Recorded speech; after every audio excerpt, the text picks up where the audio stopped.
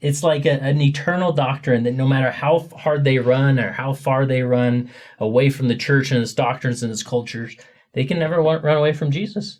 He's right there. And so you can rest assured that you can go to bed at night thinking, man, I just think of that empty chair in heaven.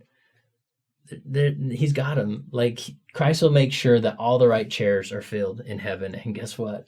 They'll probably be there.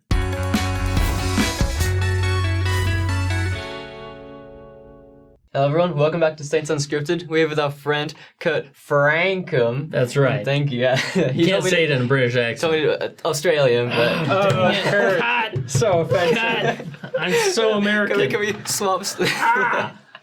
You're good.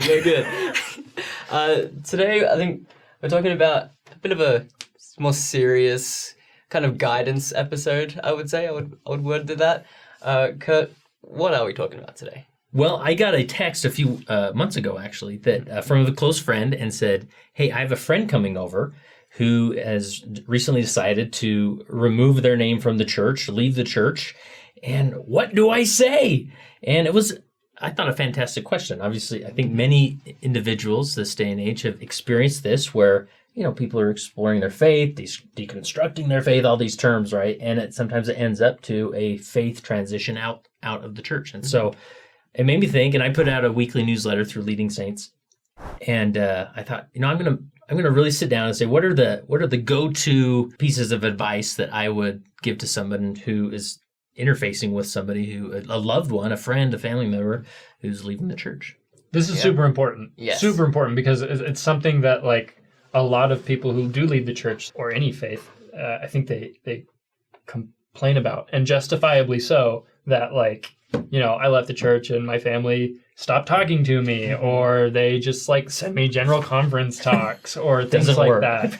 Yeah. I feel like, just speaking from just what I've experienced and friends who left the church, and like obviously I want to reach out and just be like, hey, I'm still here just because you're not a member, and what does it mean I don't want to associate with you, but I feel like one of the biggest things that I've come across is that either on one end, people who leave the church or whatever, just like, yeah, no one's talking to me anymore, I feel completely alone. But on the other hand, it's like, I feel overwhelmed with just people just checking in on me. Like, I didn't expect this when I was in the church. I didn't deal with this when I was in the church. But now that I've left, everyone's like, hey, what's going on? Hey, like, so yeah. It's trying to figure out, like, the balance of just being there kind of thing. Yeah. And everybody's sort of gauging, like, if I go this direction, am I still wanted in your life, right? Mm-hmm. And even these conversations can be maybe about, you know, the reason they're leaving or some event that happened, but really they're saying, will you still accept me, David? If I go this direction, am I still in your heart? You know? Yeah. So it's tough. And then I say, you were never there to begin with, Kurt. We're not at that level yet. Oh boy. This is the worst.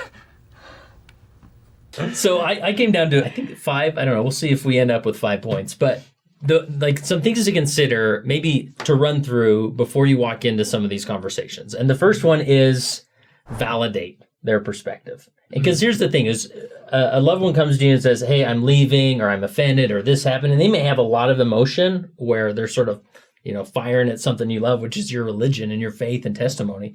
And so then it's natural to be like, well, you know, why, what is it? History, like social issues, what is it? And they may share that, and you'll just be like, oh, no. Let me send you this article, or David Snell did this great video that I just need to send you. You just need to listen to David, right? And we hope that they see it and their concern is resolved. Mm-hmm. But in reality, they're having a very mortal human experience, and they just need to know that they're not going crazy. And so I use this example. Imagine a friend came to you and said, last night, I was abducted by aliens. My consciousness was shown what lies beyond time and space. It was so beautiful. And you would think naturally, okay, we got to give this person some help. Like, he's crazy, lost his mind, right? But if that was really what they believe, like that'd be a very scary thing, right? And so to have a friend step into that and just validate, like, wow, you were abducted by aliens, I would imagine that'd be very scary. And what happened? Tell me more, right? Now, of course, I don't want to draw any parallels to the craziness of being abducted by aliens to having concerns about church doctrine or whatever and leaving. But this is, if we validate and step into as if everything they're saying is valid, even though we may disagree with it. Like, wow, like if I came across that information, I can see how that would be very hurtful. You'd have to sit with that. Like, tell me more about that, rather than saying, well, if you read this scripture, what about this quote and that talk, right? So just validating them and their experience where they're at, and doesn't necessarily mean you are then agreeing with everything they're going through. Right? That's an important differentiation to make, because I think a lot of people would look at validation as like affirming that that you believe that they're making the right decision, which isn't necessarily the case. But as far as like effective methods of interaction go, like it's important that they know that you're there, and that you're listening to them, and that you're at least attempting to understand what they're going through. Right. That we're hitting on, kind of. Yeah, perfect. Cool. All right, point two, and I think there are only 4. But again, maybe I'll make one up by the end. We'll see. I don't know. All right, so point 2, unscripted, right? So point 2 is to establish love. And man, I did this sweet interview with the Packard family, husband and wife, former mission leaders. Like, they are as orthodox as we make them, right? Awesome people. They have a son and a daughter-in-law who left the church. And they talked about this experience, about how they were just sort of firing like different articles back and forth through email. Like, well, what about this conference talk? Well, what about this study? And, and it was back and forth. And in hindsight, it was so sweet. The mother in this situation says, I just wish I could go back in time. And in the moment he shared with me that he was leaving the church, because it came in email, I wanted to just pick up the phone. I should have just picked up the phone, called him and said, I just love you. Like, whatever, just know that I love you, right? And so this actually can be a lot easier, because you don't have to think like, all right, what did David say on that video about, right? Like, you don't have to remember all this thing. You can just sit with them, validate their experience, and just say, hey, first off, before we go any further, I just love you. Like, it doesn't matter what choice you make. It doesn't matter if you never come back to the church or you take a left or right turn or whatever. I just love you and I'm here with you. Is that clear, right? And that love just creates a foundation where a relationship can continue to prosper. Love it. And it builds on the trust too. So they can open up more as to why they're having these thoughts or feelings with that love. So yeah, that's a great. Perfect. All right, number 3. Right? Number 3 is explore their needs. And this is a great go-to question. I've been married for 16 years. I think we're going to make it to 17. But anyways, no, we're great. But this is a tool that works in so many relationships. Is simply, what do you need, right? Mm-hmm. Wife comes home, had a bad day. You want to think, okay, should I clean the house? What should I do? Put the kids to bed. Right? The house. What should I do? But don't try and do that. Just look at your wife and say, sweetheart, what do you need, right? And then they're going to articulate, ideally, a need that they need. So you've validated this person's experience, you've established love, and then you look at them, what do you need? Oh, I just need someone to talk to. I just need you to sit with me, to be with me, right?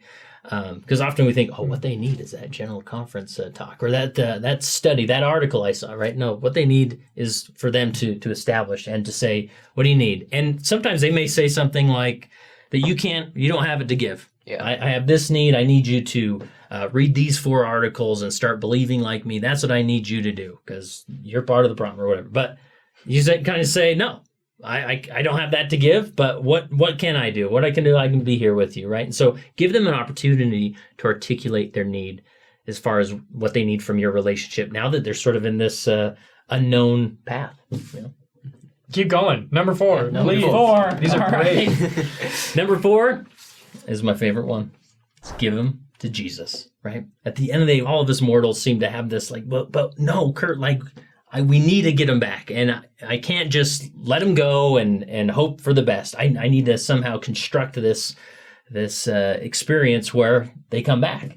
But metaphorically, put them in a little box and hand them over to Jesus and say, I love my brother, sister, wife, uncle, whatever, and I don't know how to change them, and I want them to change. I want them to believe differently, but I don't know how. So I'm going to give them to Jesus, because people will leave the church, but they can never leave Jesus. It's like an eternal doctrine that no matter how hard they run or how far they run away from the church and its doctrines and its cultures, they can never run away from Jesus. He's right there. And so you can rest assured that You can go to bed at night thinking, man, I just think of that empty chair in heaven. He's got him. Like, Christ will make sure that all the right chairs are filled in heaven. And guess what? They'll probably be there, right? And so give them to Jesus and surrender. That's the tough part of being a Christian. Surrender. Yeah.